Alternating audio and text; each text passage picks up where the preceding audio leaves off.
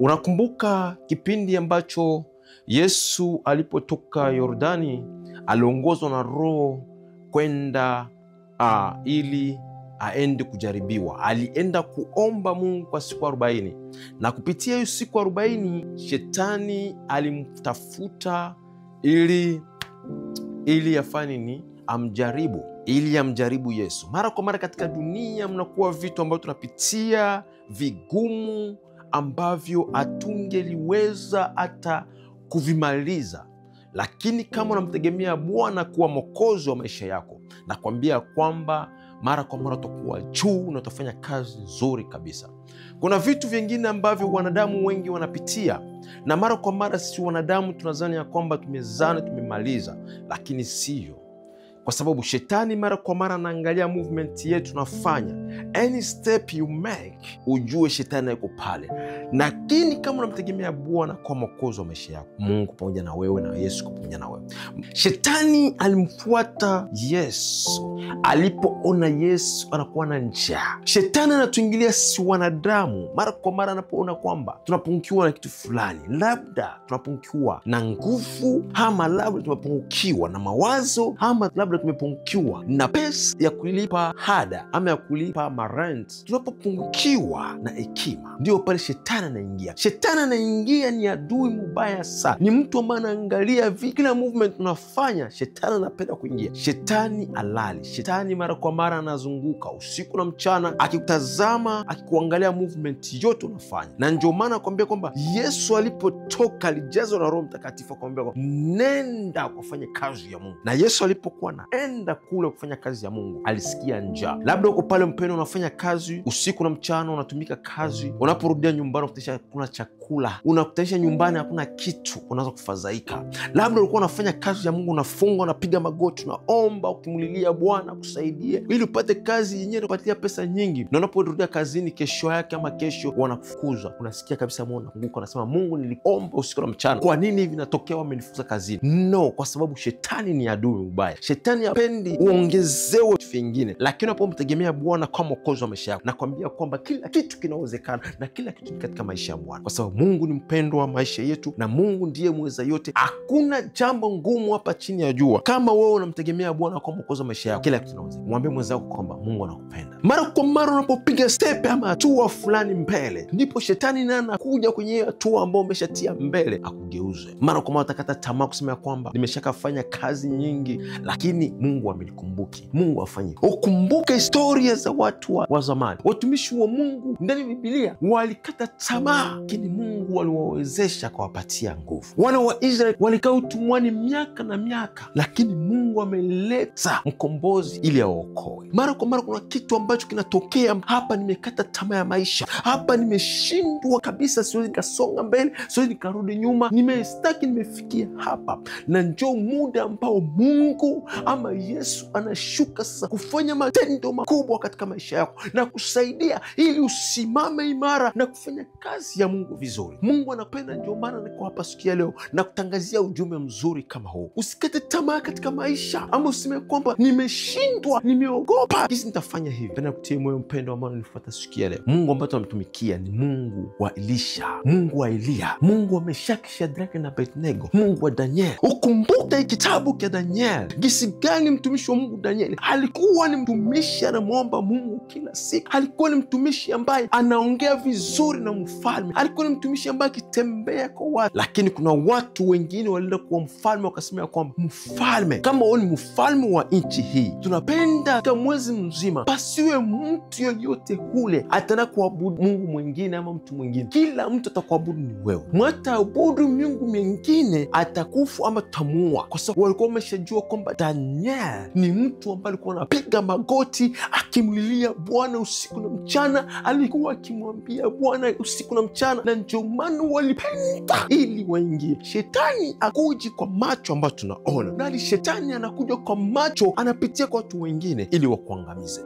Labda wewe uko pale unazana na marafiki mazuri, lakini kwa wale marafiki unatembea nao, unazunguka nao, unacheza nao, na ndio wale marafiki ndio watakao kuangamiza. Hao marafiki watapenda watapenda uende jela. Hao marafiki watapenda urudi nyuma, penda tena usisonge mbele. Jesus. Danieli alikuwa ni mtu ambaye anamwomba Mungu. Alikuwa akiomba Mungu usiku na mchana, kimlilia Bwana. Alikuwa kwa nyumba ya juu ya ghorofa, na kipindi kile ulikuwa kwenye nyumba ya juu ya ghorofa ambako ni mtu wa juu sana. Na napenda kupania maana ya ghorofa ni nini? Maana ya ghorofa maana ni kumtegemea Bwana kama mwokozi wa maisha yako, na Mungu atakuinua kupitia hizi zote za hiki, na Mungu atakuinua kwa wote ambao wanapenda kusema kwamba wao mwanadamu ambaye anamtegemea Bwana. Danieli alikuwa akiomba, anafungua milango, anafungua window zote, anafungua kila kitu, akipasa sauti. Kumbuka sasa hivi nchi ambazo zinaendelea huko mangambo ya Ulaya, unapokuwa unaomba tu wanakufunga. Pindi kwa Danieli, wapelelezi walikuwa wakimwangalia kila siku, na kazi ambayo anafanya mpendwa, hakuna watu wanakuangalia, kuna watu wanakutazama. Unapoingia ndani ya nyumba, unapotoka, unapoenda, unaporudia, kuna watu ambao wanakuangalia movement yako yote. Uwe makini kwa watu ambao unaongea nao, uwe makini sana mpendwa wa Mungu. Ni kwa nini kazi ya Mungu hausikilizi? Ni kwa nini ufanye kazi ya Mungu vizuri? Ni kwa sababu kuna wanadamu ambao wanapenda wakuangamiza. Kuna wanadamu ambao wapendi kazi ambao wanafanya. Kuna wanadamu ambao wapendi vitu ambavyo tunafanya. Na ndio maana leo nakuja nikupatie moyo, nikwambia kwamba kuna vitu ambavyo tunapitia katika maisha ni kwa sababu ya kupangilia, na ni kwa sababu ya kutuinua sisi. Wanadamu wanakupigia makofi, hiyo makofi wanakupigia mpendo, ni hayo tena yatakuwa ni ya kuumiza wewe. Danieli aliingia akiomba na ujasiri. Shetani alipitia wale watu wanakumwambia mfalme, uwe kama ni mfalme, unajua kila mtu anapenda kubwa, kila mtu anapenda kuwa mimi njoo nione. Danieli tegemea Bwana. Mfalme akatoa amri kusema kwamba yeyote yule ambaye ataabudu miungu ama mtu mwingine kuliko mimi kwa hivi siku 13 atauawa. Mfalme alikuwa hajui kwamba ndugu yake, marafiki yake Danieli ndio ambao wanapangilia watesi wale. Mfalme akasema vile mara kwa mara wale watu. Danieli alikuwa akiomba, hata walitia masheria zao, alifungula ile mawindo, madirisha, akipaza sauti, akimlilia Bwana. Napenda kutie moyo mpendo wa Mungu unanifuata siku ya leo, unapomtegemea Bwana kama mwokozi wa maisha yako, au usiogope wanadamu, usiogope kwamba ni makabila fulani ambaye ni lugha gani watanisikia. Waweza kuhubiri ukipaza sauti ya Mungu vizuri, na wanadamu wengine watasikia ujumbe wako mpendwa. Napenda nikwambia kwamba Danieli alipaza sauti akimlilia Bwana, akilia, akiomba Bwana usiku na mchana. Kitu gani kilitokea? Walienda kwa mfalme, wakaenda kumwambia kwamba mfalme, tumemleta Danieli, alikuzi yake akakuamini kwamba kwa mfalme alikuwa akiomba na tumemkamata. Mfalme sema neno moja. Mfalme alishiwa akasema hakuna ingine gisi tu. Mwingine anamwambia sema ukipenda tu, ukimwacha Danieli wengine watakudharau, hawatajua kwamba kwa mfalme. Na ukumbuke gisi wafalme wanapenda cheo. Unaweza kuwa rafiki yako, unaweza kuwa na ndugu yako, kwa sababu uko mkubwa, hamtegemee tena kumwamini, hawataka kumprotect. Ambaye anakuprotect ni Mungu tu peke yake, kwa sababu wanadamu mara kwa mara tuna change. Mfalme alikuwa rafiki wa Danieli vizuri, lakini kipindi kiko, kwa sababu alisikia kwamba unapomwacha Danieli maana hakutana mfalme tena, maana sifa zako zitakuwa ni mbaya sana. Aliposikia vile, mfalme akasema okay, nimeshaamua mfanye sura vipele. Wakampeleka kwenye tundu la simba ili wale kumtupa ndani ili simba zimkule. Lakini kuna jambo moja ambao mfalme alikuwa, kuna watu ambao wanapenda kuteketeza, lakini wanakuamini vision yako, wanaamini nguvu zako, wanaamini mtindo wako, wanakwambia kwamba mpendo uko pale. Hii ni kitu kizuri ambao napenda kutia moyo. Kuna vitu ambavyo unaweza kupitia katika maisha, unadhani kwamba ni challenge, lakini Mungu pale kwa sababu kukusaidia wewe. Mfalme amwambia Danieli, huyo Mungu ambao unamuombaka na awe Mungu ambaye atakuokoa katika hiyo tundu la simba. Huyo Mungu ambaye unamuombaka hako huko ndani ya simba. Danieli alimwambia mfalme, hamua, kwa sababu na siwezi nikaabudu mwanadamu yeyote hapa chini ya jua, na abudu ni Mungu aliyeniumba, Baba aliyenipatia pumzi ya uhai, Mungu ambaye ananisaidia usiku na mchana, nimelala na nimeamka salama, na ndio Mungu ambaye nimeomba. Siombe Mungu mwingine, ama sikaabudu mtu mwingine. Wakamchukua wakamtupa Danieli. Ukumbuke katika maisha yako unaweza kuwa kuna vitu vizuri, vitu vikatupwa pembeni. Unapokuwa kwa mtumishi wa Mungu, mpasta mzuri, watu wakikudharau, watu wanakupa vibaya, watu wanakusemea vibaya, lakini wewe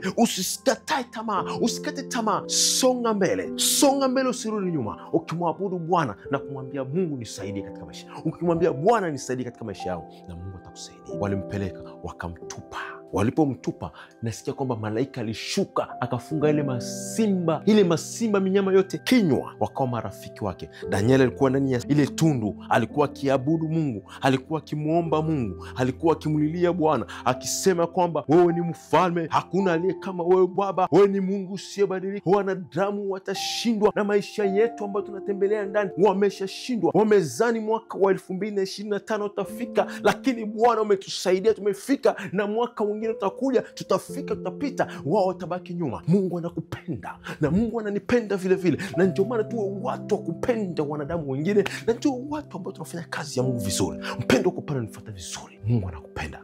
Danieli alikuwa ndani ya ile tundu la simba. Simba zilishindwa. Simba zilikuwa marafiki zake, wale ambao walikuwa wanategemea kwamba ni maadui wabaya, wale walikuwa ni watu wabaya katika maisha yako wakati ulikuwa unazaliwa.